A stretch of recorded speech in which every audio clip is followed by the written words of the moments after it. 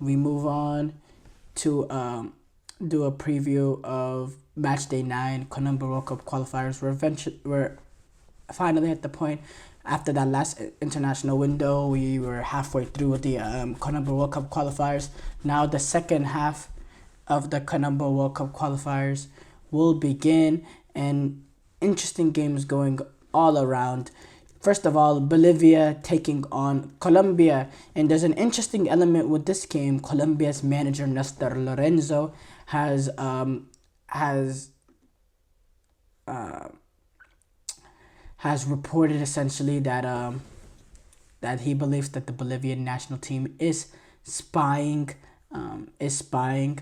Um, he has came out with that. He accused them. That was the word. He accused Bolivia of spying ahead of the World Cup qualifiers. On Thursday at the Municipal Stadium El Alto, which is their new, which is Bolivia's new national stadium. Holds less than the stadium at La Paz, but the altitude levels is even higher, so even more of that advantage that Bolivia really thrives on, and they took advantage of that atmosphere. Bolivia did in their last international window, where they had a massive international window. Entering the last international window, Bolivia found themselves really in a suffering position. They entered this last international window with only 3 points, and in the last international window, they go and they beat a Venezuelan team 4-0, a Venezuelan team that reached the semifinal of the Copa America, or semifinal? No, the quarterfinals of the Copa America. They won their group at the Copa America this summer, and then they beat Chile 2-1. And they did this away in Chile, which was even greater result in the fact that Bolivia historically really a poor team on the road in Conmebol. They really take advantage of that La Paz the altitude that they have, and they will have that advantage going up against a Colombian team who's quite frankly one of the best national teams in the world, in the most hottest form that a national team can find themselves in. They've been playing some amazing football.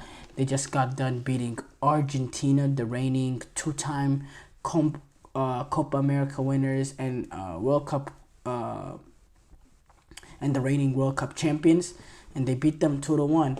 And it's a team in really good form and really good rhythm. But Colombia, they're gonna be going into Bolivia. The altitude is gonna be 3 o'clock as well. Colombia kind of suffer, have suffer a little bit of their own medicine in the fact that Colombia played that Argentina game early, probably on purpose, so they could wear out the Argentinian players. Now Bolivia taking advantage of their home crowd, their altitude, the hot sun.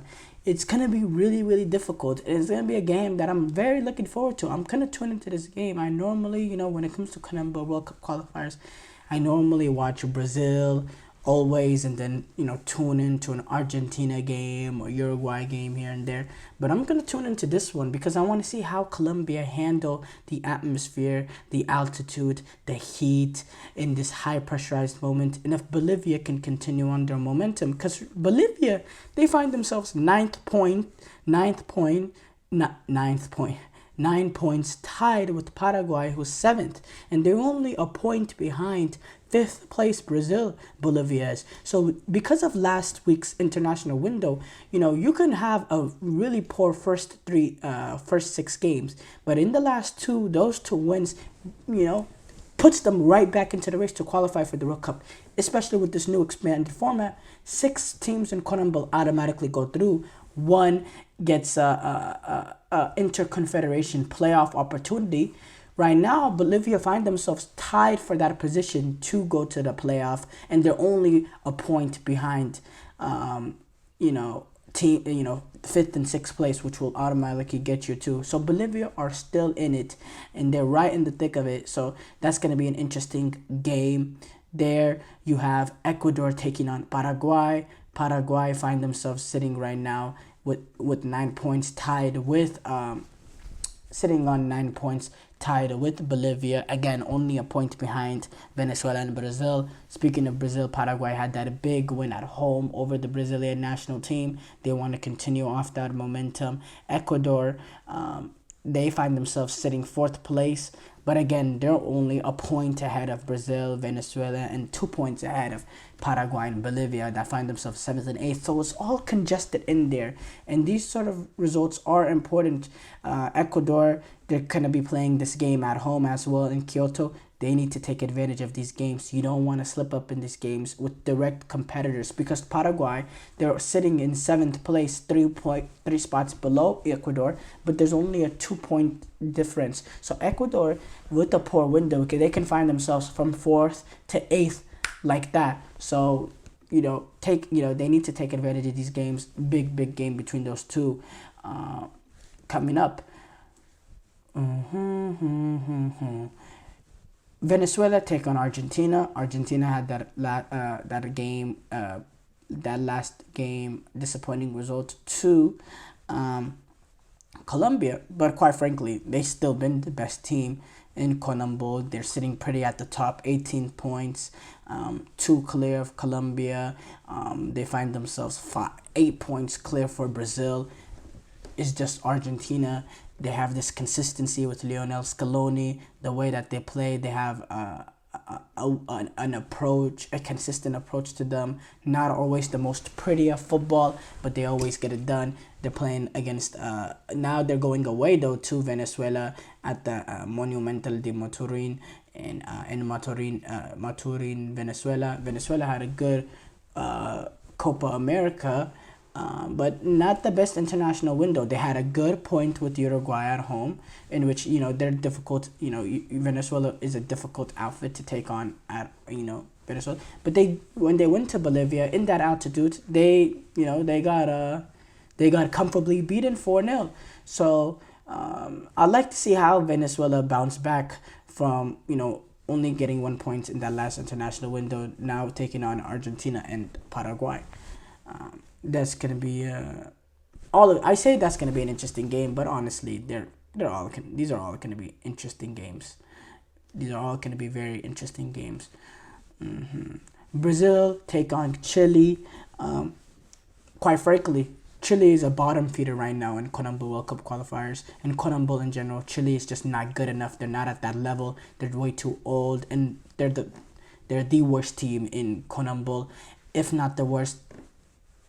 They're really close to Peru, who's one of those two teams. They're just both god awful, and in Brazil, not at their most brightest moment in terms of Brazilian footballing history. Not the best moment for them, but Brazil just has too much talent. They're much better, even though it's going away to Chile.